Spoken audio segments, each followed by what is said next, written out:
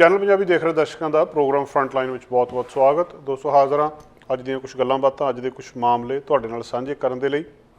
अज आपां गलबात करनी है वैनकूवर दे विच घरेलू हिंसा वधी है, डोमैसटिक वायलेंस के केस वधे आ।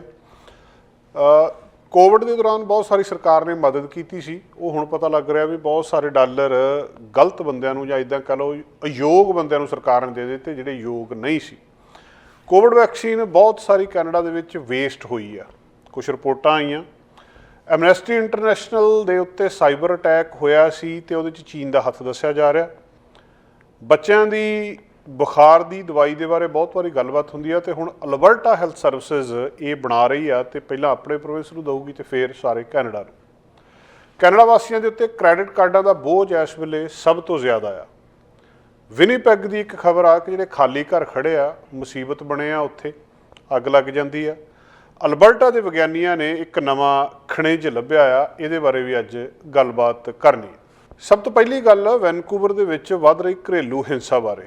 अज मंगलवार का दिन national day of remembrance and action on violence against women, जिहड़ा औरतां दे उत्ते अत्याचार हुंदा उन्हां दे नाल हिंसा हुंदी आ, उस दिन नूं अज इस दिन की जिहड़ी रैकोगनाइज किया जाता इस चीज़ नूं, इस मसले बारे गलबात की जाती है ते इहदा कोई ना कोई हल लभण की गलबात की जाती है। जिहड़ा नैशनल डे ऑफ रिमैंबरेंस हुंदा आ कि जिहड़ा औरतां दे खिलाफ हिंसा हो रही है उहदे उत्ते गलबात की जाती है।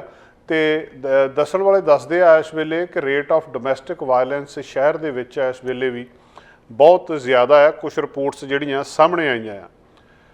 कैनेडा एक डिवेलप्ड कंट्री आ, ਇਹਦੇ ਵਿੱਚ ਜਿਹੜੇ ਦੁਨੀਆ ਦੀਆਂ ਕੁਛ ਗਿਣਵੇਂ ਚੁਣਵੇਂ ਮੋਹਰੀ ਦੇਸ਼ ਨੇ ਉਹਨਾਂ ਦੇ ਵਿੱਚੋਂ ਇੱਕ ਕੈਨੇਡਾ ਆਉਂਦਾ। ਪਰ ਜਦੋਂ ਕਿਸੇ ਦੇਸ਼ ਦੇ ਵਿੱਚ ਇਹਨੂੰ ਮਾਪਿਆ ਜਾਂਦਾ ਆ ਡੋਮੈਸਟਿਕ ਵਾਇਲੈਂਸ ਨੂੰ ਜਾਂ ਉਹਦੀ ਤਰੱਕੀ ਦੇ ਜਿਹੜੇ ਇੰਡੀਕੇਟਰ ਦੇਖੇ ਜਾਂਦੇ ਆ, ਤਾਂ ਜਿਹੜੀ ਔਰਤ ਦੀ ਹਾਲਤ ਵਾਲਾ ਇੰਡੀਕੇਟਰ ਆ ਉਹਦੇ ਵਿੱਚ ਕਿਤੇ ਨਾ ਕਿਤੇ ਅਜੇ ਵੀ ਸਮੱਸਿਆ ਖੜੀ ਹੈ। ਅੱਜ 6 ਦਸੰਬਰ ਜਿਹੜਾ ਕਿ ਇਸ ਦਿਨ ਨੂੰ ਜਿਹੜਾ ਜੈਂਡਰ ਬੇਸਡ ਵਾਇਲੈਂਸ ਆ ਆਮ ਤੌਰ ਦੇ ਉੱਤੇ ਜਿਹੜਾ ਮਰਦ ਵੱਲੋਂ ਔਰਤ ਦੇ ਨਾਲ ਕੀਤਾ ਜਾਂਦਾ ਅਤਿਆਚਾਰ ਆ ਉਹਦੇ ਉੱਤੇ ਮੌਂਟਰੀਅਲ ਦੇ ਵਿੱਚ ਜਿਹੜਾ 14 ਜਣਿਆਂ ਦੀ ਮੌਤ ਹੋਈ ਸੀ 1989 ਦੇ ਵਿੱਚ ਪੋਲੀਟੈਕਨਿਕ ਮੈਸਾਕਰ ਹੋਇਆ ਸੀ ਉੱਥੇ ਮੌਂਟਰੀਅਲ ਦੇ ਵਿੱਚ, ਤੇ ਉਹਦੀ ਯਾਦ ਦੇ ਵਿੱਚ ਜਿਹੜੀ ਯੂਨੀਵਰਸਿਟੀ ਆਫ ਇਕੁਅਲ ਪੋਲੀਟੈਕਨਿਕ ਸੀ ਉਹਦੀ ਯਾਦ ਦੇ ਵਿੱਚ ਅੱਜ ਦਾ ਦਿਨ ਰੱਖਿਆ ਗਿਆ ਸੀ। ਹੁਣ ਜਦੋਂ ਅੱਜ ਦੇ ਦਿਨ 'ਤੇ ਇਹ ਗੱਲਬਾਤ ਹੁੰਦੀ ਆ ਤਾਂ ਕੈਨੇਡਾ ਦੇ ਵਿੱਚ ਜਿਹੜੀ femicide observatory for justice and accountability आ वो दस रही आ कि एवरेज एक औरत जिहड़ी आ मारी जा रही आ हर दिन कैनेडा दे विच। मतलब रोज़ एक औरत का मर्डर हो रहा, तो कौन कर रहा?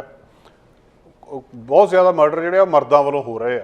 तो दूजा एक हफ्ते दे विच एक औरत मारी जा रही है उहदे मेल पार्टनर वालों। मतलब औरतां दे उत्ते जुल्म उन्हां दे नाल हिंसा का अंदाज़ा इत्थों लाया जा सकता कि रोज़ एक औरत की या किसी कुड़ी की मौत हो रही है, तो हफ्ते एक दिन या हर हफ्ते एक मौत जिहड़ी आ वो इहो जी आ जिहड़ी उहदे पार्टनर वालों मेल पार्टनर वालों की जाती है। सो BC नूं पिछे जे खबर ये भी आई सी कि 3 मिलियन का जेंडर बेस्ड वायलेंस क्राइसिस का जिहड़ा हॉटलाइन आ उहदे लई $3 मिलियन की सहायता भी मिली सी।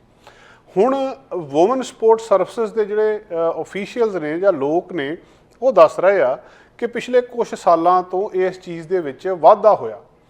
जिन्नियां जिहड़ियां 2020 तो बाद भी ये लगातार वाधा इस तरह जारी और इंडीकेशन ये मिल रही है कि जी जेंडर बेस्ड वायलेंस आ जो वायलेंस अगेंस्ट वुमन आ जां उहदे पार्टनर वालों की जा रही वायलेंस आ ये लगातार जारी आ ते वध रही है। तो इहदा ये मतलब निकलदा कि इहदियां जड़ां तो इस बीमारी नूं फड़िया नहीं गया कि इहनूं उत्थों एड्रैस किया जाना चाहिए सी। डोमैसटिक इंटीमेट पार्टनर द्वारा जां जिहड़ी सैक्सुअलाइज्ड वायलेंस आ वो लगातार वध रही है, उहनूं किसी ना किसी तरह रोकण दे लई कुछ ना कुछ करना चाहिए। तो ये जिहड़ा हुण अज दे दिन इस गल वास्ते उत्ते हुण वो कारण इहदे कई दसदे आ। वैनकूवर दे विच जदों पर्टिकुलरली गलबात कर रहे आ कि वैनकूवर दे विच जिहड़ी घरां दी वधदी कीमत आ ये भी एक कारण बन रही आ औरतां दे उत्ते जुल्म दा। औरत घर छड्ड के नहीं जा सकती, उहनूं लगदा भी जे मैं घर छड्ड के गई तो मैं नवां घर नहीं लै सकदी, कित्थे घर लऊंगी। जिहड़े महंगाई आ वो एक फैक्टर बन रहा है इत्थे। ਜਿਹੜੀ ਵਾਈਸ ਪ੍ਰੈਜ਼ੀਡੈਂਟ ਨੇ ਹਾਊਸਿੰਗ ਐਂਡ ਵਾਇਲੈਂਸ ਪ੍ਰੀਵੈਂਸ਼ਨ ਦੇ YMCA ਮੈਟਰੋ ਵੈਨਕੂਵਰ ਦੇ ਲੀਸਾ ਰਬਰਟ, ਉਹਨੇ ਇਹ ਗੱਲ ਸਾਹਮਣੇ ਲਿਆਂਦੀ ਹੈ ਕਿ ਹਾਈ ਕਾਸਟ ਆਫ ਹਾਊਸਿੰਗ ਇੱਕ ਹੋਰ ਜਿਹੜਾ ਅੜਿੱਕਾ ਬਣ ਰਹੀ ਹੈ ਇਸ ਕਾਸੇ ਦੇ ਵਿੱਚ। ਔਰ 1 ਘੰਟੇ ਦੇ ਵਿੱਚ ਪਤਾ ਨਹੀਂ ਕਿੰਨੀਆਂ ਕਾਲਸ ਆਉਂਦੀਆਂ ਡੋਮੈਸਟਿਕ ਵਾਇਲੈਂਸ ਦੀਆਂ, ਜਿਹੜੇ ਹੌਟਲਾਈਨ ਨੰਬਰ ਸਰਕਾਰ ਨੇ ਦਿੱਤੇ ਆ। ਸਾਲ ਦੇ ਵਿੱਚ ਲੱਖ ਦੇ ਕਰੀਬ ਕਾਲਸ ਆਉਂਦੀਆਂ, ਤੇ ਤੁਸੀਂ ਅੰਦਾਜ਼ਾ ਲਾ ਕੇ ਦੇਖ ਲਓ ਵੀ ਇੱਕ ਦਿਨ ਦੇ ਵਿੱਚ ਕਿੰਨੀਆਂ ਤੇ ਮਿੰਟ ਦੇ ਵਿੱਚ ਕਿੰਨੀਆਂ ਕਾਲਸ ਆਉਂਦੀਆਂ ਡੋਮੈਸਟਿਕ ਵਾਇਲੈਂਸ ਦੀਆਂ, ਜਾਂ ਜਿਹੜੀ ਵੂਮਨ ਦੇ ਅਗੇਂਸਟ ਕਿਸੇ ਕਿਸਮ ਦੀ ਵੀ ਵਾਇਲੈਂਸ ਹੋ ਰਹੀ ਹੈ। ਔਰ ਇਹ ਉਹ ਨੇ ਜਿਹੜੀਆਂ ਰਿਪੋਰਟ ਹੋ ਰਹੀਆਂ, ਲੱਖ ਕਾਲ ਤਾਂ ਰਿਪੋਰਟ ਹੋ ਰਹੀ ਹੈ ਜਿਹੜੇ ਦੱਸ ਰਹੇ ਆ। ਜਿਹੜੀਆਂ ਔਰਤਾਂ ਦੱਸ ਨਹੀਂ ਰਹੀਆਂ, ਸਿਰਫ ਸਹਿ ਰਹੀਆਂ ਕਿਸੇ ਨਾ ਕਿਸੇ ਤਰੀਕੇ ਨਾਲ, ਉਹਦੀ ਗਿਣਤੀ ਦਾ ਤੁਸੀਂ ਅੰਦਾਜ਼ਾ ਲਾ ਸਕਦੇ ਹੋ ਕਿ ਕਿੰਨੀ ਜ਼ਿਆਦਾ ਇਸ ਥਾਂ ਦੇ ਉੱਤੇ ਹੈਗੀ ਹੈ।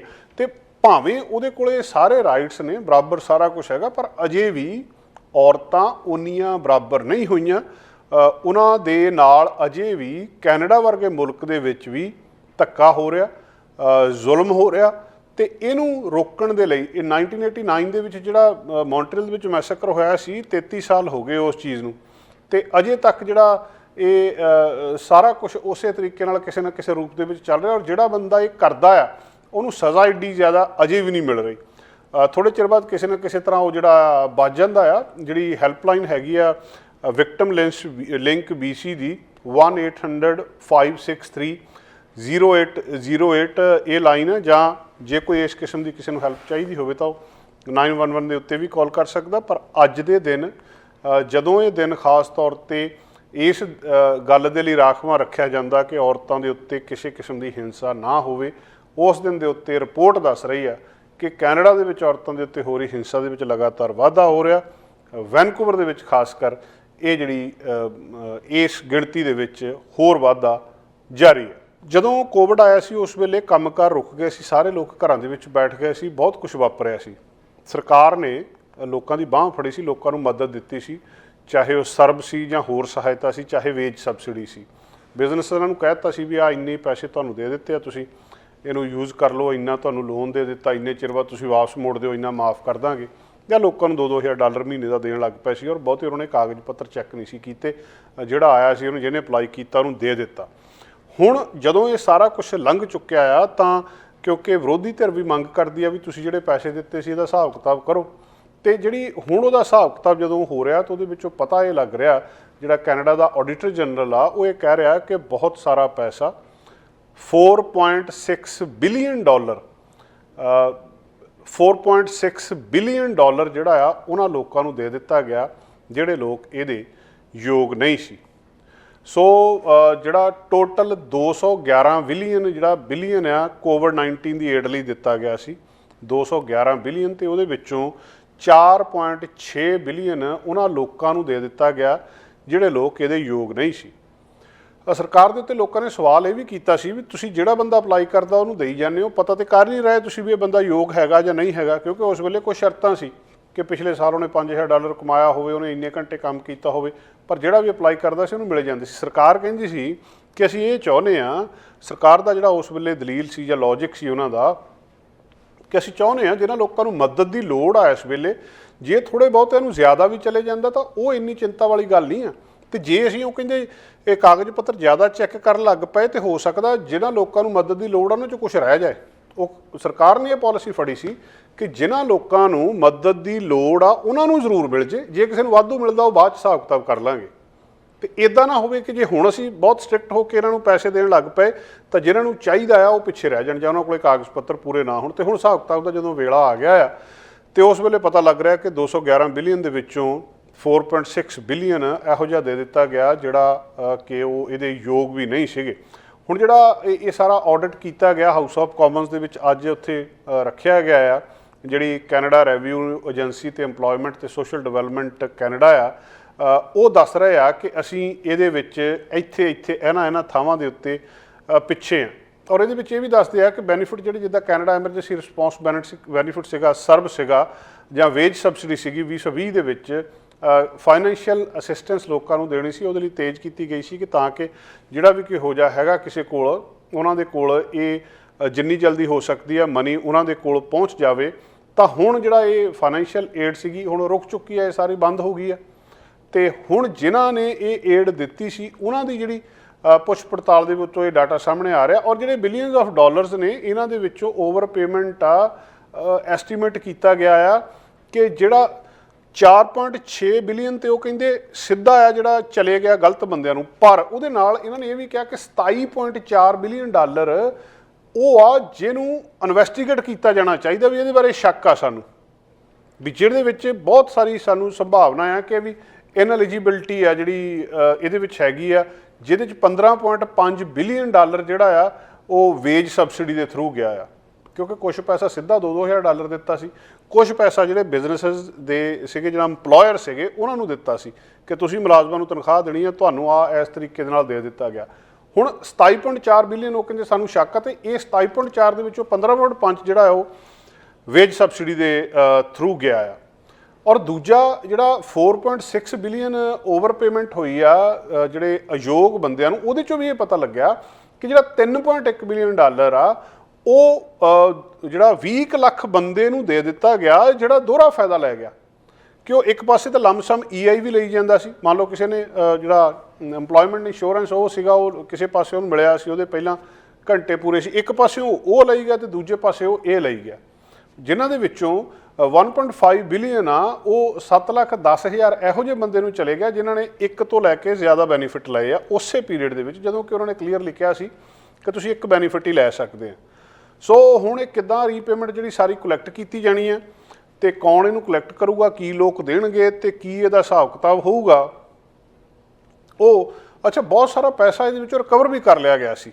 ਅਪਰੋਕਸੀਮੇਟਲੀ 2.3 ਬਿਲੀਅਨ ਰਿਕਵਰ ਕੀਤਾ ਗਿਆ ਸੀ ਇਸ ਸਮੇਂ ਤੱਕ, ਕਿਉਂਕਿ ਜਦੋਂ ਲੋਕਾਂ ਨੂੰ ਚੈੱਕ ਆ ਗਏ ਸੀ ਉਸ ਵੇਲੇ ਅਪਲਾਈ ਲੋਕਾਂ ਨੇ ਕਰ ਦਿੱਤਾ ਸੀ, ਬਹੁਤ ਸਾਰਿਆਂ ਨੇ ਬਾਅਦ ਦੇ ਵਿੱਚ ਆਪ ਹੀ ਚੈੱਕ ਵਾਪਸ ਕਰ ਦਿੱਤੇ ਸੀ ਜਾਂ ਟੈਕਸ ਦੇ ਵਿੱਚ ਦੱਸ ਦਿੱਤਾ ਸੀ। ਪਰ ਫਿਰ ਵੀ ਹੁਣ ਇਹ ਸਵਾਲ ਜਿਹੜਾ ਬਹੁਤ ਵੱਡਾ ਹੈ ਤੇ ਇਹਦੀ ਅੱਗੇ ਜਾ ਕੇ ਜਾਂਚ ਪੜਤਾਲ ਕੀਤੀ ਜਾਣੀ ਹੈ ਕਿ 4.6 ਬਿਲੀਅਨ ਡਾਲਰ ਜਿਹੜਾ ਲੋਕਾਂ ਨੂੰ ਚਲੇ ਗਿਆ ਇਹ ਕਦੋਂ ਵਾਪਸ ਆਊਗਾ ਤੇ ਇਹਦੇ ਲਈ ਜ਼ਿੰਮੇਵਾਰ ਕੌਣ ਆ।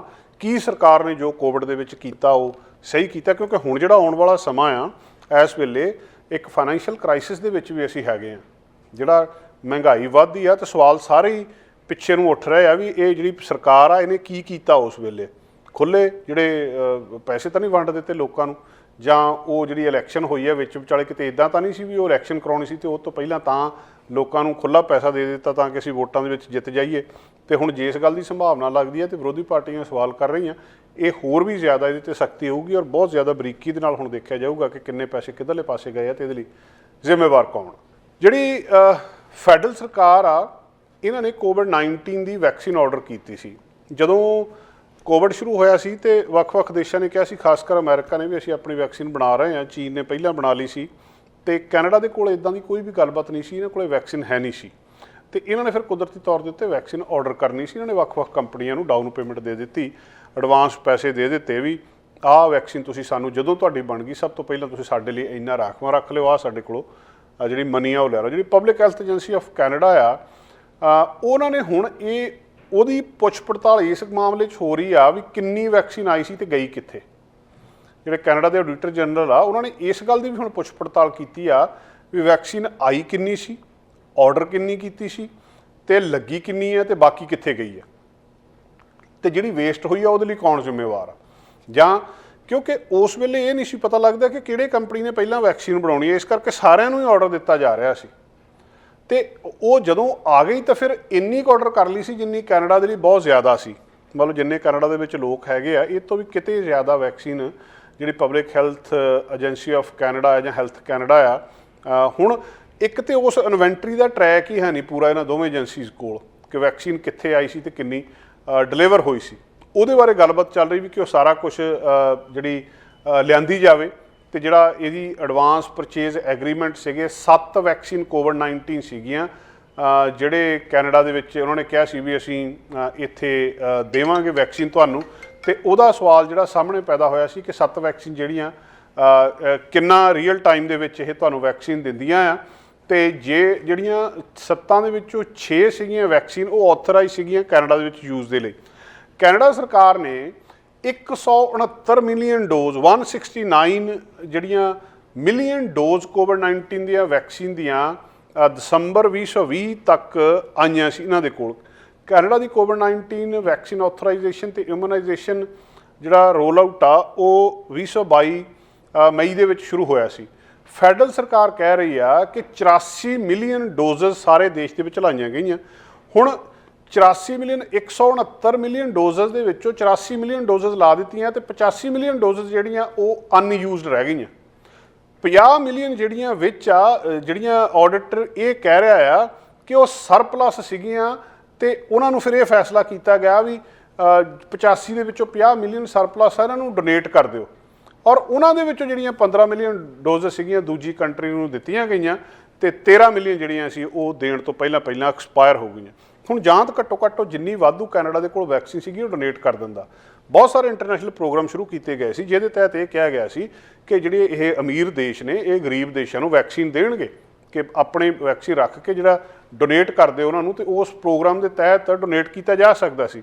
ਕੈਨੇਡਾ ਦੇ ਮਈ ਜਿਹੜਾ end of the may C, Canada ਦੇ ਕੋਲ 32 ਮਿਲੀਅਨ ਡੋਜ਼ਸ ਸੀਗੀਆਂ ਜਿਨ੍ਹਾਂ ਦੀ ਕੀਮਤ ਲਗਭਗ 1 ਬਿਲੀਅਨ ਜਿਹੜੀ ਮਤਲਬ ਬਣਦੀ ਹੈ ਜੇਕਰ ਉਹਦੀ ਜਿੰਨੀ ਇਹਨਾਂ ਨੇ ਦਿੱਤੀ ਆ। ਹੁਣ ਇਹ ਸਾਰੀਆਂ ਦੇ ਵਿੱਚੋਂ ਜਿਹੜੀਆਂ ਔਰ ਉਹ ਵੀ ਇਸ ਸਾਲ ਦੇ ਆਖਰ ਤੱਕ ਐਕਸਪਾਇਰ ਹੋ ਜਾਣੀਆਂ। ਮਈ ਤੱਕ ਸਾਡੇ ਕੋਲ 32.5 ਮਿਲੀਅਨ ਡੋਜ਼ਸ ਜਿਨ੍ਹਾਂ ਦੀ ਕੀਮਤ $1 ਬਿਲੀਅਨ ਆ ਉਹ ਹੁਣ ਇਸ ਸਾਲ ਦੇ ਅੰਤ ਤੱਕ ਐਕਸਪਾਇਰ ਹੋ ਜਾਣੀਆਂ। ਤੇ ਹਿਸਾਬ ਕਿਤਾਬ ਫਿਰ ਉਹਦਾ ਵੀ ਕੱਢਿਆ ਜਾ ਰਿਹਾ ਵੀ ਕਿੰਨੀਆਂ ਹੋਰ ਆ ਜਿਹੜੀਆਂ ਐਕਸਪਾਇਰ ਹੋ ਜਾਣੀਆਂ ਤੇ ਇਹ ਜਿਹੜੀ ਇੰਨਾ ਪੈਸਾ ਸੀ ਇਹ ਕਿੱਧਰਲੇ ਪਾਸੇ ਚਲਿਆ ਗਿਆ। ਤੇ ਉਹਦਾ ਹਿਸਾਬ ਕਿਤਾਬ ਹੁਣ ਆਡਿਟ ਜਨਰਲ ਲਾ ਰਹੇ ਆ ਤੇ ਸਵਾਲ ਹਰ ਪਾਸਿਓਂ ਉੱਠ ਰਹੇ ਆ, ਕਿੰਨੀ ਵੈਕਸੀਨ ਆਈ ਸੀ, ਕਿੰਨੀ ਵੇਸਟ ਹੋ ਗਈ, ਜਿਹੜੀ ਵੇਸਟ ਹੋ ਗਈ ਉਹਦੇ ਵਿੱਚ ਗਲਤੀ ਕਿਹਦੀ ਸੀ ਤੇ ਭਵਿੱਖ ਦੇ ਵਿੱਚ ਇਹਦਾ ਕੀ ਕੀਤਾ ਜਾਣਾ, ਤੇ ਇਸ ਵੇਲੇ ਕਿੰਨੀ ਵੈਕਸੀਨ ਪਈ ਆ ਜਿਹੜੀ ਨਹੀਂ ਲਾਈ ਗਈ, ਤੇ ਇਹਦਾ ਜਿਹੜੀ ਜਾਂਚ ਪੜਤਾਲ ਆ ਉਹ ਵੀ ਚੱਲ ਰਹੀ ਆ। Amnesty international human rights organisation ਆ ਇੱਕ, ਜਿਹੜੀ ਬਹੁਤ ਸਾਰੇ ਹਿਊਮਨ ਰਾਈਟਸ ਦੇ ਉੱਤੇ ਕੰਮ ਕਰਦੀ, ਜਿਹੜੀ ਕੈਨੇਡਾ ਦੀ ਬ੍ਰਾਂਚ ਹੈ ਇਹਦੀ ਐਮਨੈਸਟੀ ਇੰਟਰਨੈਸ਼ਨਲ ਦੀ, ਉਹਨਾਂ ਨੇ ਅੱਜ ਇੱਕ ਖੁਲਾਸਾ ਕੀਤਾ ਹੈ। ਉਹ ਕਹਿੰਦੇ ਵੀ ਸਾਡੇ ਸਾਈਬਰ ਅਟੈਕ ਹੋਇਆ ਸੀ ਤੇ ਇਹ ਸਾਈਬਰ ਅਟੈਕ ਸਾਨੂੰ ਇੱਦਾਂ ਲੱਗਦਾ ਆ ਕਿ ਚਾਈਨੀਜ਼ ਸਟੇਟ ਨੇ ਸਪਾਂਸਰ ਕੀਤਾ ਸੀ। ਬਹੁਤ ਵੱਡੇ ਦੋਸ਼ ਆ ਇੱਕ ਕਿਸੇ ਦੇਸ਼ ਦੇ ਉੱਤੇ ਲਾਉਣੇ, ਤੇ ਐਮਨੈਸਟੀ ਇੰਟਰਨੈਸ਼ਨਲ ਜਿਹਨੂੰ ਕਿਤੇ ਨਾ ਕਿਤੇ ਜਦੋਂ ਹਿਊਮਨ ਰਾਈਟਸ ਦੀ ਗੱਲਬਾਤ ਕਰਦੀ ਹੈ ਤੇ ਕਿਸੇ ਵੀ ਦੇਸ਼ ਦੇ ਵਿੱਚ ਜਿੱਥੇ ਮਨੁੱਖੀ ਹੱਕਾਂ ਦਾ ਘਾਣ ਹੁੰਦਾ ਜਾਂ ਉਹਦੇ ਵਿਰੁੱਧ ਕੋਈ ਸਰਕਾਰ ਕੰਮ ਕਰਦੀ ਹੈ ਤੇ ਇਹ ਅੱਗੇ ਹੋ ਕੇ ਉਹਦੇ ਹੱਕ ਦੇ ਵਿੱਚ ਬੋਲਦੇ ਆ। ਤੇ ਕੁਦਰਤੀ ਆ ਵੀ ਚੀਨ ਦੇ ਵਿੱਚ ਵੀ ਜੋ ਕੁਛ ਹੁੰਦਾ ਉੱਥੇ ਜਿੰਨਾ ਕੁਛ ਵਾਪਰਿਆ ਡਿਟੈਂਸ਼ਨ ਸੈਂਟਰਾਂ ਦੇ ਵਿੱਚ ਉਹਦੇ ਵਿਰੁੱਧ ਵੀ ਇਹ ਬੋਲਦੇ ਆ। ਤੇ ਕਹਿੰਦੇ ਸਾਨੂੰ ਲੱਗਦਾ ਇੱਦਾਂ ਕਿ ਸਾਡੇ ਉੱਤੇ ਜਿਹੜਾ ਸਾਈਬਰ ਅਟੈਕ ਹੋਇਆ ਸੀ ਉਹ ਚਾਈਨੀਜ਼ ਸਟੇਟ ਨੇ ਅਟੈਕ ਕੀਤਾ ਸੀ। ਇਹਨਾਂ ਨੇ ਆਪਣੀ ਵੈਬਸਾਈਟ ਜਿਹੜੀ ਇਹਨਾਂ ਦੀ ਹੈਗੀ ਐਮਨੈਸਟੀ ਇੰਟਰਨੈਸ਼ਨਲ ਕੈਨੇਡਾ ਦੇ ਉੱਤੇ ਕਿਹਾ ਕਿ ਜਿਹੜੀ ਡਿਜੀਟਲ ਸਿਕਿਉਰਿਟੀ ਬ੍ਰੀਚ ਸੀ ਇਹਨਾਂ ਨੂੰ ਅਕਤੂਬਰ 5 ਨੂੰ ਐਸੇ ਸਾਲ ਪਤਾ ਲੱਗਿਆ ਸੀ ਤੇ ਇਹਨਾਂ ਦੀ ਜਿਹੜੀ IT ਇਨਫਰਾਸਟ੍ਰਕਚਰ ਉਹਦੀਆਂ ਬਹੁਤ ਸਾਰੀਆਂ ਐਕਟੀਵਿਟੀ ਸਸਪੈਂਡ ਹੋ ਗਈਆਂ ਸੀ। ਫਿਰ ਇਹਨਾਂ ਦੀ ਇਨਵੈਸਟੀਗੇਸ਼ਨ ਕੀਤੀ ਗਈ, ਜਿਹੜੀ ਫੋਰੈਂਸਿਕ ਇਨਵੈਸਟੀਗੇਸ਼ਨ ਤੇ ਸਾਈਬਰ ਸਿਕਿਉਰਿਟੀ ਐਕਸਪਰਟ ਆ ਉਹ ਇਹਨਾਂ ਨੇ ਲਾਂਚ ਕਰ ਦਿੱਤੀ ਸੀ ਤੇ ਫਿਰ ਉਹ ਸਟੈਪ ਚੱਕੇ ਗਏ ਸੀ ਕਿ ਇਸ ਆਰਗੇਨਾਈਜੇਸ਼ਨ ਦੇ ਸਿਸਟਮ ਨੂੰ ਬਚਾਇਆ ਜਾ ਸਕੇ।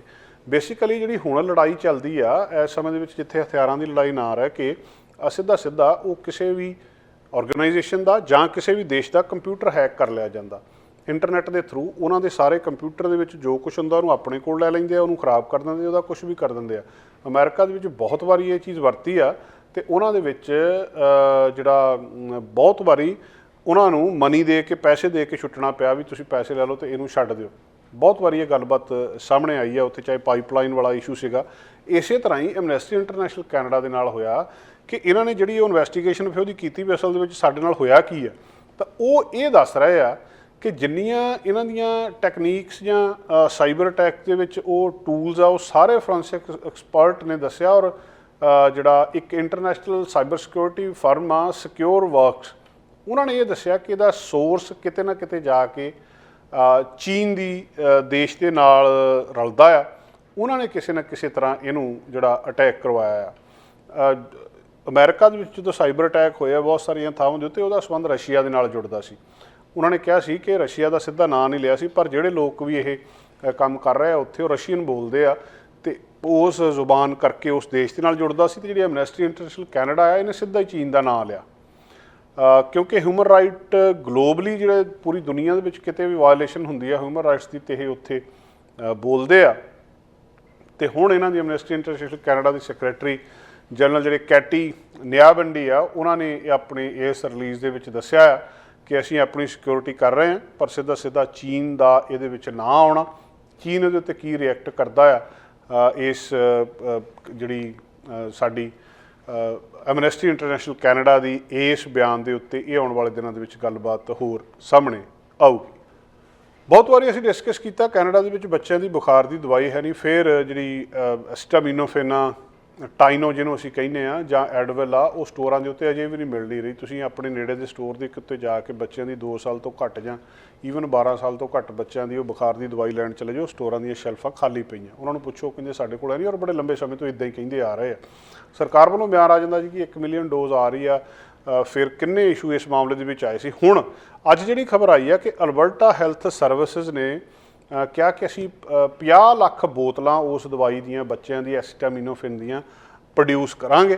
ਪਹਿਲਾਂ ਅਸੀਂ ਆਪਣੇ ਲਈ ਬਣਾਵਾਂਗੇ ਇਹ ਕਿ ਆਪਣੇ ਅਲਬਰਟਾ ਦੇ ਵਿੱਚ ਵੰਡਾਂਗੇ ਜਿਹੜੇ ਸਾਡੇ ਹੈਗੀ ਆ, ਫਿਰ ਅਸੀਂ ਬਾਕੀ ਕੈਨੇਡਾ ਦੇ ਵਿੱਚ ਦੇ ਦਾਂਗੇ।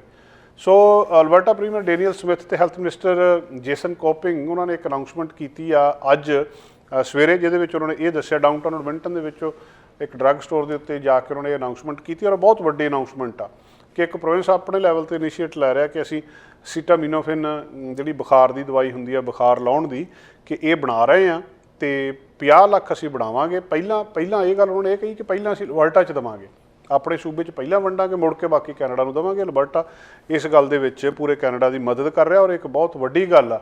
ਆਉਣ ਵਾਲੇ ਦਿਨਾਂ ਦੇ ਵਿੱਚ ਜਿਹੜੀ ਅਲਬਰਟਾ ਹੈਲਥ ਸਰਵਿਸਿਜ਼ ਵਾਲ ਅਤੇ ਹੈਲਥ ਕੈਨੇਡਾ ਦੇ ਆਪਸ ਦੇ ਬਹੁਤ ਨੇੜੇ ਹੋ ਕੇ ਕੰਮ ਕਰਨਗੇ ਤਾਂ ਕਿ ਇਸ ਪ੍ਰੋਸੈਸ ਨੂੰ ਤੇਜ਼ ਕੀਤਾ ਜਾਵੇ। ਅਲਬਰਟਾ ਦੀਆਂ ਫਾਰਮੇਸੀ ਜੇ ਸ਼ੈਲਫਸ ਹੌਸਪੀਟਲਸ ਆ, ਉਹਨਾਂ ਦੇ ਉੱਤੇ ਉਹ ਕਹਿੰਦੇ ਜਿੰਨੀ ਜਲਦੀ ਹੋ ਸਕਦਾ, ਇਹਨਾਂ ਦੇ ਹੈਲਥ ਮਿਨਿਸਟਰ ਨੇ ਕਿਹਾ ਵੀ ਅਸੀਂ ਸਾਡੀ ਕੋਸ਼ਿਸ਼ ਆ ਵੀ ਇੱਥੇ ਜਾ ਕੇ ਅਸੀਂ ਲੈ ਕੇ ਜਾਈਏ। ਇੱਕ ਵਾਰੀ ਉਹ ਕਹਿੰਦੇ ਸਾਨੂੰ ਅਪਰੂਵਲ ਮਿਲ ਜਾਂਦੀ ਆ ਤਾਂ ਸਾਡੇ ਕੋਲ ਫਿਰ ਕੁਛ ਹਫ਼ਤੇ ਹੀ ਚਾਹੀਦੇ ਆ ਸਾਨੂੰ, ਅਤੇ ਇਹਨੂੰ ਅਸੀਂ ਜਿਹੜੀ ਹੈਗੀ ਆ ਜਲਦੀ ਇਹਨੂੰ ਸ਼ਿਪਮੈਂਟਸ ਲਿਆ ਕੇ ਅਤੇ ਸਾਰੀ ਥਾਵਾਂ ਦੇ ਉੱਤੇ ਜਿਹੜੀਆਂ ਵੰਡ ਦੇਵਾਂਗੇ। ਉਹ ਕਹਿੰਦੇ ਇੱਕ ਵਾਰੀ ਸਾਡੇ ਕੋਲ ਜਿਹੜੀ ਮੈਡੀਕੇਸ਼ਨ ਪਹੁੰਚ ਜਾਂਦੀ ਆ ਅਤੇ ਉਹਦੇ ਤੋਂ ਬਾਅਦ ਅਸੀਂ ਉਹਦੀਆਂ ਬੋਟਲਸ ਜਿਹੜੀਆਂ ਹੈਗੀਆਂ ਫਾਰਮੇਸੀ ਦੇ ਉੱਤੇ ਉਹਨੂੰ ਕਰਕੇ ਤਾਂ ਕੁਛ ਦਿਨਾਂ ਦੇ ਵਿੱਚ ਹੀ ਅਸੀਂ ਬਣਾ ਕੇ ਕਹਿੰਦੇ ਉਹ ਅਸੀਂ ਡਿਸਟਰੀਬਿਊਟ ਕਰ ਦਾਂਗੇ। ਅਲਬਰਟਾ ਸਰਕਾਰ ਕਹਿ ਰਹੀ ਆ ਕਿ ਮੈਡੀਕੇਸ਼ਨ ਜਿਹੜੀ ਫਾਰਮੇਸੀ ਤੱਕ ਅਵੇਲੇਬਲ ਕਰਵਾਉਣੀ ਅਤੇ ਉਹਨਾਂ ਨੂੰ ਇਹ ਕਹਿਣਾ ਕਿ ਉਹ ਆਪਣੇ ਰਿਟੇਲ ਪ੍ਰਾਈਸ ਦੇ ਉੱਤੇ ਐਵਰੇਜ ਰਿਟੇਲ ਪ੍ਰਾਈਸ ਦੇ ਉੱਤੇ ਉਹਨੂੰ ਵੇਚਣ, ਕਿਉਂਕਿ ਸਮੱਸਿਆ ਐਡੀ ਵੱਡੀ ਆ ਗਈ ਆ। ਜਿਹੜੀ $10 ਦੀ ਜਾਂ ਇਹ ਤੋਂ ਘੱਟ ਦੀ ਵੀ ਹੁੰਦੀ ਆ ਐਸੀਟਾਮਿਨੋਫਿਨ ਦੀ ਸ਼ੀਸ਼ੀ, ਟਾਈਨੋਲ ਜਿਹਨੂੰ ਆਪਾਂ ਕਹਿੰਦੇ ਆ ਇੱਥੇ ਬ੍ਰਾਂਡ ਨੇਮ ਦੇ ਤਹਿਤ ਆਉਂਦੀ ਆ, ਉਹ ਵੈਬਸਾਈਟਸ ਦੇ ਉੱਤੇ $300 ਦੀ ਵਿਕ ਰਹੀ ਹੈ। ਅਤੇ $300 ਦੀ ਜਿਹੜੀ $10 ਵਾਲੀ 300 ਦੀ ਲੋਕ ਵੇਚ ਰਹੇ ਆ, ਲੋਕਾਂ ਨੇ ਇਕੱਠੀ ਲੈ ਲਈ। ਹੁਣ ਕਈ ਸਟੋਰਾਂ ਨੇ ਇਹ ਵੀ ਕਰ ਦਿੱਤਾ ਕਿ ਤੁਸੀਂ ਜਾਓ ਅਤੇ ਉਹ ਇੱਕ ਹੀ ਦਿੰਦੇ ਆ ਤੁਹਾਨੂੰ, ਕਿ ਤੁਸੀਂ ਇੱਕ ਹੀ ਲਿਜਾ ਸਕਦੇ ਹੋ ਤਾਂ ਕਿ ਸਟਾਕ ਨਾ ਕਰ ਸਕੋ, ਪੈਨਿਕ ਬਾਇੰਗ ਨਾ ਕਰੋ। ਬਹੁਤ ਸਾਰੇ ਕਾਰਨ ਇਹਦੇ ਸਾਹਮਣੇ ਆਏ ਸੀ। ਕੈਨੇਡਾ ਦੇ ਵਿੱਚ ਕੋਈ ਵੀ ਦਵਾਈ ਦੇ ਉੱਤੇ 2 ਭਾਸ਼ਾਵਾਂ ਦੇ ਵਿੱਚ ਉਹਦਾ ਵੇਰਵਾ ਪਾਉਣਾ ਪੈਂਦਾ, ਇੱਕ ਪਾਸੇ ਫਰੈਂਚ ਲਿਖੀ ਹੁੰਦੀ ਹੈ ਅਤੇ ਇੱਕ ਪਾਸੇ ਇੰਗਲਿਸ਼ ਲਿਖੀ ਹੁੰਦੀ ਹੈ। ਅਮਰੀਕਾ ਦੇ ਵਿੱਚ, ਇੰਗਲੈਂਡ ਦੇ ਵਿੱਚ ਇੱਕੋ ਹੀ ਭਾਸ਼ਾ ਅੰਗਰੇਜ਼ੀ ਚੱਲਦੀ ਹੈ। ਹੁਣ ਜਿਹੜੀ ਇੱਧਰ ਨੂੰ ਆਉਣੀ ਵੀ ਸੀਗੀ ਉਹ ਦਵਾਈ, ਉਹਦੇ ਉੱਤੇ ਕਿਉਂਕਿ ਭਾਸ਼ਾਵਾਂ 2 ਚਾਹੀਦੀਆਂ, ਉਹ ਬਣਾਉਣ ਦੇ ਵਿੱਚ ਹੀ ਟਾਈਮ ਲੱਗ ਰਿਹਾ ਅਤੇ ਇਸ ਕਰਕੇ ਵੀ ਲੇਟ ਹੋ ਗਈ।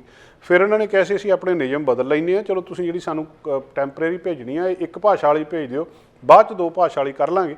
ਕਈ ਜਿਹੜੇ ਯਤਨ ਕੀਤੇ ਸਰਕਾਰ ਨੇ ਵੀ ਸਪਲਾਈ ਨੂੰ ਪੂਰੀ ਕਰਨ ਦੇ, ਪਰ ਸਪਲਾਈ ਹਜੇ ਤੱਕ ਨਹੀਂ ਪੂਰੀ ਹੋਈ। ਅਤੇ ਹੁਣ ਅਲਬਰਟਾ ਜਿਹੜਾ ਆ ਇਸ ਮਾਮਲੇ ਦੇ ਉੱਤੇ ਜੇਕਰ ਇਹ ਵੱਡਾ ਇਸ ਵੇਲੇ ਸਟੈਪ ਲੈਂਦਾ ਆ ਅਤੇ ਫਿਰ ਜਿਹੜਾ, ਕਿਉਂਕਿ ਕ੍ਰਿਟਿਸਿਜ਼ਮ ਬਹੁਤ ਹੋ ਰਿਹਾ ਕੈਨੇਡਾ ਦਾ, ਹੈਲਥ ਕੈਨੇਡਾ ਦਾ ਜਿਹੜੀ house of common health committee ਹੈ, ਉਹਨਾਂ ਨੇ ਹੈਲਥ ਕੈਨੇਡਾ ਨੂੰ ਕ੍ਰਿਟਿਸਾਈਜ਼ ਕੀਤਾ ਕਿ ਤੁਸੀਂ ਕਰ ਕੀ ਰਹੇ ਆ ਇਹ ਸਾਰੇ ਕੁਛ ਦੇ ਵਿੱਚ, ਕਿ ਤੁਹਾਡੇ ਕੋਲੋਂ ਬੱਚਿਆਂ ਦੀ ਦਵਾਈ ਨਹੀਂ ਪੂਰੀ ਹੋ ਰਹੀ, ਹੋਰ ਜਿਹੜੀਆਂ ਚੀਜ਼ਾਂ ਉਹਦੇ 'ਚ ਅੱਗੇ ਪਿੱਛੇ ਹੋਇਆ ਜਾ ਸਕਦਾ ਵੀ ਕਾਰਾਂ ਦੀ ਸਪਲਾਈ ਘੱਟ ਆ ਜਾਂ ਕਿਸੇ ਹੋਰ ਚੀਜ਼ ਦੇ ਪਾਰਟ ਘੱਟ ਆਉਂਦੇ ਆ। ਇਕੱਲੀ ਐਸੀਟਾਮਿਨੋਫਿਨ ਨਹੀਂ, ਐਸੀਟਾਮਿਨੋਫਿਨ ਜਿਹਨੂੰ ਇੰਡੀਆ 'ਚ ਆਪਾਂ ਪੈਰਾਸੀਟਾਮੋਲ ਕਹਿੰਦੇ ਆ, ਉਹਨੂੰ ਇੱਥੇ ਕੈਨੇਡਾ ਦੇ ਵਿੱਚ ਜਾਂ ਨਾਰਥ ਅਮਰੀਕਾ ਦੇ ਵਿੱਚ ਐਸੀਟਾਮਿਨੋਫਿਨ ਕਹਿੰਦੇ ਆ, ਜਿਹੜਾ ਮੋਲੀਕਿਊਲ ਆ ਉਹ।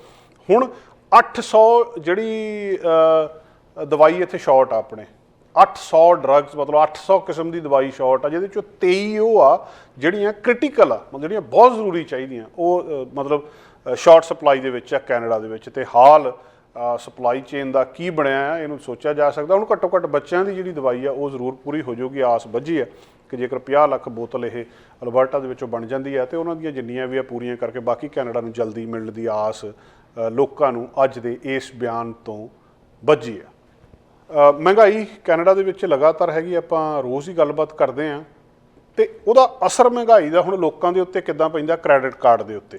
ਇਕੁਫੈਕਸ ਕੈਨੇਡਾ ਜਿਹੜੀ ਤੁਹਾਡਾ ਕ੍ਰੈਡਿਟ ਆਪਣਾ ਮੋਨੀਟਰ ਕਰਦੀ ਆ, ਟਰਾਂਸ ਯੂਨੀਅਨ ਜਾਂ ਇਕੁਫੈਕਸ 2 ਕੰਪਨੀਆਂ ਜਿਹੜੀਆਂ ਆਪਣੇ ਕ੍ਰੈਡਿਟ ਨੂੰ ਮੋਨੀਟਰ ਕਰਦੀਆਂ ਅਤੇ ਅਲਟੀਮੇਟਲੀ ਜਿਹੜਾ ਕ੍ਰੈਡਿਟ ਸਕੋਰ ਪਤਾ ਲੱਗਦਾ ਆ। ਇਕੁਫੈਕਸ ਨੇ ਅੱਜ ਇਹ ਕਿਹਾ ਆ ਕਿ ਜਿਹੜੇ ਲੋਕਾਂ ਦਾ ਮਤਲਬ ਇਸ ਵੇਲੇ ਕਰਜ਼ਾ ਆ ਲੋਕਾਂ ਦੇ ਸਿਰ, ਇੱਕ ਤਾਂ ਮੌਰਗੇਜ ਤੋਂ ਬਿਨਾਂ ਜਿਹੜਾ ਕਰਜ਼ਾ ਹੈ 2.36 ਟ੍ਰਿਲੀਅਨ ਜਿਹੜਾ ਲੋਕਾਂ ਦੇ ਸਿਰ ਹੋ ਗਿਆ ਆ, ਤੇ ਜਿਹੜਾ 7.5% ਵੱਧ ਆ ਪਿਛਲੇ ਸਾਲ ਨਾਲੋਂ। ਇਹ ਅੰਦਾਜ਼ਾ ਲਾ ਕੇ ਦੇਖ ਲਓ ਕਿ ਜਿਹੜਾ ਪਿਛਲੇ ਸਾਲ ਨਾਲੋਂ 7.5% ਲੋਕਾਂ ਦੇ ਸਿਰ ਕਰਜ਼ਾ ਇਸ ਵੇਲੇ ਵੱਧ ਗਿਆ। ਜਦੋਂ ਅਸੀਂ ਕਹਿੰਦੇ ਆ ਕਿ ਸਾਡੀ ਜਿਹੜੀ 7 ਪੁਆਇੰਟ ਦੇ ਉੱਤੇ ਇਨਫਲੇਸ਼ਨ ਆ, ਤੇ ਲਗਭਗ ਉਨਾ ਹੀ ਪੈਸਾ ਲੋਕ ਫਿਰ ਕ੍ਰੈਡਿਟ ਕਾਰਡਾਂ ਤੋਂ ਲਈ ਜਾਂਦੇ, ਕਿਉਂਕਿ ਲੋਕਾਂ ਦੀ ਕੈਨੇਡਾ ਦੇ ਵਿੱਚ ਵੀ ਬਹੁਤ ਗਿਣਤੀ ਦੀ ਆਈ ਚਲਾਈ ਆ। ਇੱਕ ਪਾਸਿਓਂ ਪੇ ਚੈੱਕ ਆਉਂਦਾ ਆ, ਜਿੰਨੇ ਦਾ ਆਉਂਦਾ ਉਨੇ ਹੀ ਉਹਨਾਂ ਦੇ ਖਰਚੇ ਆ, ਉਨੇ ਦਾ ਹੀ ਉਹ ਚਲਿਆ ਜਾਂਦਾ, ਤੇ ਬਹੁਤ ਥੋੜ੍ਹਾ ਜਿਹਾ $400-500 ਦਾ ਫਰਕ ਵਿੱਚ ਰਹਿ ਜਾਂਦਾ ਆ। ਤੇ ਹੁਣ ਜਦੋਂ ਮਹਿੰਗਾਈ ਵੱਧ ਗਈ ਆ, ਤੇ ਫਿਰ ਲੋਕ ਕੀ ਕਰਨਗੇ? ਲੋਕਾਂ ਨੇ ਕ੍ਰੈਡਿਟ ਕਾਰਡ ਦੇ ਉੱਤੇ ਪੈਸੇ ਚੱਕਣੇ ਸ਼ੁਰੂ ਕਰ ਦਿੱਤੇ। ਜਿਹੜਾ ਐਵਰੇਜ ਨਾਨ ਮੌਰਗੇਜ ਡੈਪਟ ਹੈ ਇਸ ਵੇਲੇ ਕੈਨੇਡਾ ਦੇ ਵਿੱਚ, ਉਹ $21,183 ਆ ਐਵਰੇਜ ਕੈਨੇਡੀਅਨ ਦੇ ਉੱਤੇ, ਜਿਹੜਾ ਹਾਈਐਸਟ ਆ ਇਸ ਵੇਲੇ 2020 ਦੇ ਸੈਕੰਡ ਕੁਆਰਟਰ ਦੇ ਵਿੱਚ। ਤੇ ਇਹ ਮਤਲਬ ਪਹਿਲਾਂ ਹੀ ਦਿਸਣਾ ਸ਼ੁਰੂ ਹੋ ਗਿਆ ਸੀ, ਚਾਹੇ ਉਹ ਆਟੋ ਲੋਨ ਆ ਤੇ ਚਾਹੇ ਉਹ ਕ੍ਰੈਡਿਟ ਕਾਰਡ ਆ। ਇਹ ਜਿਹੜੀ ਨਾਨ ਮੌਰਗੇਜ ਡੈਟ $599 ਬਿਲੀਅਨ ਹੋ ਗਿਆ, ਜਿਹੜਾ 5.3% ਜ਼ਿਆਦਾ ਆ ਪਿਛਲੇ ਸਾਲ ਨਾਲੋਂ, ਤੇ 1.9% ਥਰਡ ਕੁਆਰਟਰ ਦੇ 2019 ਨਾਲੋਂ ਜ਼ਿਆਦਾ ਆ। ਇਹਦਾ ਅੰਦਾਜ਼ਾ ਇੱਥੋਂ ਲਾਇਆ ਜਾ ਸਕਦਾ। ਰਿਬੈਕਾ ਓਕਸ ਇਕੁਫੈਕਸ ਕੈਨੇਡਾ ਇਹ ਜਿਹੜੇ ਐਨਾਲਿਸਿਸ ਕਰਦੇ ਆ ਇਹਦਾ, ਤੇ ਸਾਰੇ ਕੁਛ ਦੇ ਵਿੱਚੋਂ ਲਾ ਪਾ ਕੇ ਇਹ ਦੱਸ ਰਹੇ ਆ ਕਿ ਇਸ ਵੇਲੇ ਲੋਕ ਤੰਗ ਨੇ। ਜਿਹੜੀ ਕ੍ਰੈਡਿਟ ਕਾਰਡ ਦੇ ਉੱਤੇ ਸਪੈਂਡਿੰਗ ਆ ਇਸ ਕੁਆਰਟਰ ਦੇ ਵਿੱਚ 17% ਪਿਛਲੇ ਸਾਲ ਨਾਲੋਂ ਜ਼ਿਆਦਾ ਵਧੀਆ, ਜਿਹੜੀ ਸਾਰੇ ਸਮੇਂ ਨਾਲੋਂ ਜ਼ਿਆਦਾ ਆ। ਐਵਰੇਜ ਸਪੈਂਡਿੰਗ ਕ੍ਰੈਡਿਟ ਕਾਰਡ ਦੇ ਉੱਤੇ $2,447, ਜਿਹੜੀ ਕਿ 21% ਵੱਧ ਗਈ ਹੈ 2019 ਨਾਲੋਂ। 21% ਜ਼ਿਆਦਾ ਜਿਹੜੀ ਐਵਰੇਜ ਸਪੈਂਡਿੰਗ, ਕੋਈ ਬੰਦਾ ਜ਼ਿਆਦਾ ਕਰ ਰਿਹਾ ਕੋਈ ਘੱਟ ਕਰ ਰਿਹਾ, $2,400 ਦੇ ਨੇੜੇ ਐਵਰੇਜ ਆ ਰਹੀ ਹੈ ਇਸ ਵੇਲੇ। ਹੁਣ ਜਿਹੜੀ ਦੂਜੀ ਗੱਲ ਉਹ ਕਹਿੰਦੇ ਕਿ ਇੱਕ ਤਾਂ ਕ੍ਰੈਡਿਟ ਕਾਰਡ ਨਵੇਂ ਲੋਕਾਂ ਨੇ ਲੈ ਲਏ ਆ, ਮਤਲਬ ਪਹਿਲਾਂ ਕਿਸੇ ਕੋਲ 10,000 ਦਾ, ਕਿਸੇ ਕੋਲ 1,000 ਦਾ, ਉਹਨੇ ਹੋਰ ਕ੍ਰੈਡਿਟ ਕਾਰਡ ਲੈ ਲਿਆ ਤਾਂ ਕਿ ਉਹਦੇ ਵਿੱਚੋਂ ਖਰਚਾ ਕਰ ਸਕੂ। ਜਿਹਦੇ ਕੋਲੋਂ ਪਹਿਲਾਂ ਜਿੰਨੇ ਦਾ ਕ੍ਰੈਡਿਟ ਕਾਰਡ ਸੀਗਾ, ਜੇ 5,000 ਦਾ ਆ ਤੇ ਪਹਿਲਾਂ 1,000 ਜਾਂ 500 ਖਰਚਦਾ ਸੀ, ਉਹਨੇ ਹੁਣ ਉਹਦੇ ਤੇ 4,000 ਖਰਚ ਲਿਆ ਜਾਂ ਉਹ ਤੋਂ ਜ਼ਿਆਦਾ ਖਰਚ ਲਿਆ। ਕ੍ਰੈਡਿਟ ਕਾਰਡ ਤੇ ਕਿਉਂਕਿ ਕਰਜ਼ਾ ਸਾਰਾ ਪੈਣਾ ਤੇ ਅਲਟੀਮੇਟਲੀ ਲੋਕਾਂ ਦੇ ਸਿਰ ਹੀ ਆ। ਹੁਣ ਦੂਜੇ ਪਾਸੇ ਜਿਹੜਾ ਬੈਂਕ ਆਫ ਕੈਨੇਡਾ ਨੇ ਇੰਟਰਸਟ ਰੇਟ ਵਧਾ ਦਿੱਤੇ ਆ, ਤੇ ਕੱਲ੍ਹ ਨੂੰ ਫਿਰ ਵੱਧ ਜਾਣਾ ਕਹਿੰਦੇ। ਬੁੱਧਵਾਰ ਨੂੰ 7 ਤਰੀਕ ਨੂੰ 7 ਦਸੰਬਰ ਨੂੰ ਫਿਰ ਜਿਹੜਾ ਇਹ ਬੈਂਕ ਆਫ ਕੈਨੇਡਾ ਇੱਕ ਵਾਰੀ ਫੇਰ ਇੰਟਰਸਟ ਰੇਟ ਕੱਲ੍ਹ ਨੂੰ ਕਾਫੀ ਚਾਂਸਿਸ ਆ ਵੀ ਕਿ ਵਧਾ ਸਕਦੀ ਹੈ। ਜੇ ਬੈਂਕ ਆਫ ਕੈਨੇਡਾ ਕੱਲ੍ਹ ਨੂੰ ਵਧਾ ਸਕਦੀ ਆ, ਲੋਕਾਂ ਨੇ ਕ੍ਰੈਡਿਟ ਕਾਰਡ ਤੇ ਪਹਿਲਾਂ ਜਿੰਨੀ ਪੇਮੈਂਟ ਲਈ ਆ ਉਹ ਸਾਰੀ ਦੇ ਉੱਤੇ ਉਹ ਜਿਹੜੀ ਅਲਟੀਮੇਟਲੀ ਹੋਰ ਵੱਧ ਜਾਂਦੀ, ਮਤਲਬ ਲੋਕ ਦੋਹਰੀ ਮਾਰ ਪੈ ਰਹੀ ਆ ਲੋਕਾਂ ਨੂੰ। ਸੋ ਨਵੀਂ ਮੌਰਗੇਜ ਦਾ ਵੋਲਿਊਮ ਡਿੱਗਿਆ ਆ ਥੱਲੇ ਨੂੰ, ਕਿਉਂਕਿ ਘਰ ਹੀ ਨਹੀਂ ਵਿਕ ਰਿਹਾ, ਤੇ ਉਹ ਮੌਰਗੇਜ ਥੱਲੇ ਆ ਗਈ ਆ। ਤੇ ਜਿਹੜਾ ਇਹ ਕ੍ਰੈਡਿਟ ਕਾਰਡਾਂ ਦਾ ਲੋਕਾਂ ਕੋਲ ਹੈਗਾ ਆ, ਇਹ ਬੋਝ ਲੋਕਾਂ ਦੇ ਉੱਤੇ ਜ਼ਿਆਦਾ ਪੈ ਰਿਹਾ ਹੈ। ਸੋ ਆਉਣ ਵਾਲੇ ਸਮੇਂ ਦੇ ਵਿੱਚ ਇਹ ਜਿਹੜਾ ਐਂਟੀਸਪੇਟ ਕੀਤਾ ਜਾ ਰਿਹਾ ਆ ਕਿ ਇੰਟਰਸਟ ਰੇਟ ਵਧੂਗਾ। ਇਸ ਵੇਲੇ ਜਿਹੜਾ 3.75% ਦੇ ਉੱਤੇ ਆ, 4% ਦੇ ਉੱਤੇ ਆ। ਸੋ ਲੱਗਦਾ ਆ ਕਿ ਜਦੋਂ ਆਪਾਂ ਕੱਲ੍ਹ ਨੂੰ ਗੱਲਬਾਤ ਕਰ ਰਹੇ ਹੋਣਾ ਤੇ ਕੁਆਰਟਰ ਜਾਂ 0.5% ਹੋ ਸਕਦਾ ਹੋਰ ਵੱਧ ਜਾਵੇ, ਤੇ ਜਿਹਦੀ ਅਲਟੀਮੇਟਲੀ ਤੰਗੀ ਲੋਕਾਂ ਨੂੰ ਆ ਰਹੀ ਆ। ਮਹਿੰਗਾਈ ਕਦੋਂ ਘਟਣੀ ਆ ਪਤਾ ਨਹੀਂ ਇਹ ਵਧਾਉਣ ਦੇ ਨਾਲ, ਪਰ ਇਸ ਵੇਲੇ ਲੋਕਾਂ ਨੂੰ ਜਿਹੜਾ ਸਭ ਤੋਂ ਜ਼ਿਆਦਾ ਇਸ ਚੀਜ਼ ਨੇ ਪਰੇਸ਼ਾਨ ਕੀਤਾ ਆ ਕਿ ਉਹਨਾਂ ਦੇ ਕੋਲ ਜਿਹੜਾ ਜਿਹੜਾ ਕਰਜ਼ਾ ਆ ਉਹ ਜ਼ਿਆਦਾ ਲੋਕਾਂ ਦੇ ਸਿਰ ਹੋ ਰਿਹਾ ਆ, ਤੇ ਲੋਕ ਇਹਦੇ ਤੋਂ ਤੰਗ ਵੀ ਨੇ। ਦੋਸਤੋ, ਪ੍ਰੋਗਰਾਮ ਦੇ ਅਗਲੇ ਹਿੱਸੇ ਵਿੱਚ ਆਪਾਂ ਗੱਲਬਾਤ ਕਰਨੀ ਆ ਡਾਕਟਰ ਪ੍ਰਗਟ ਸਿੰਘ ਭੁਰਜੀ ਹੁਣਾਂ ਦੇ ਨਾਲ। ਕਿਹਾ ਜਾਂਦਾ ਆ ਕਿ ਕ੍ਰਿਸਮਸ ਦੇ ਟਾਈਮ ਦੇ ਉੱਤੇ ਤੇ 26 ਜਿਹੜੀ ਦਸੰਬਰ ਆ ਬਾਕਸਿੰਗ ਡੇ ਤੇ 1 ਜਨਵਰੀ ਆ, ਇਹ 3 ਦਿਨ ਸਭ ਤੋਂ ਵੱਧ ਹਾਰਟ ਅਟੈਕ ਸਾਲ ਦੇ ਵਿੱਚ ਇੰਨੇ ਨਹੀਂ ਹੁੰਦੇ ਜਿੰਨੇ ਕ੍ਰਿਸਮਸ ਵਾਲੇ ਦਿਨ ਹਾਰਟ ਅਟੈਕ ਹੁੰਦੇ ਆ। ਇਹਦਾ ਕੀ ਕਾਰਨ ਆ? ਆਪਾਂ ਡਾਕਟਰ ਪ੍ਰਗਟ ਸਿੰਘ ਭੁਰਜੀ ਹੁਣਾਂ ਨਾਲ ਇਸ ਸੰਬੰਧੀ ਗੱਲਬਾਤ ਕਰਦੇ।